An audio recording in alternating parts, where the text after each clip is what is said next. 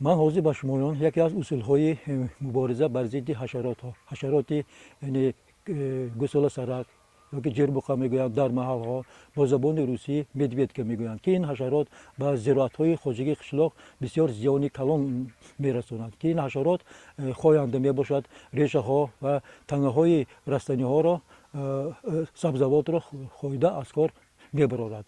در ما یک چند اصول های شیمیایی موجود است لیکن این اصول های شیمیایی با دیگر زراعت ها هم زیاد رساندنش ممکن است. ما یکی از اصول های بهترین با اصولی در خلطچه پاروب گرفته با زمین با چقوری گور کردن را من شما باز نشان میدهم که با این اصول حشرات را هم نیست کرده ممکن است. من حاضر در نزد من در خلطچه پارو آماده کرده شده است که من این را با چقوری یعنی چقوری را ما کنده تا 50 سانتی متر را تیار میکنیم و این خلطچه را با این چقوری میگذاریم.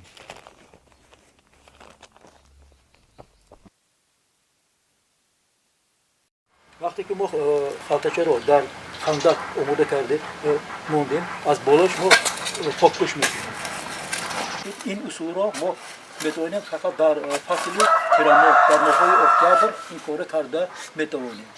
در وقت زمستان در وقت تخمگذاری گوساله سرک آنها جای گرم را انتخاب میکنند. از بس که در اینجا در خلطه پاروب هست، پاروب جای گرم است، همه حشرات ها در همون خلطچه جای میگیرند و در نتیجه در آنجا آنها تخمش را میگذارند. ما میتوانیم در فصل زمستان در روزهای سردی یعنی خنکی های سخت این خلطچه را از خاک برآورده برای زمین برای برف میپاشیم و در نتیجه همه تخمی های این حشرات یعنی میمیرند.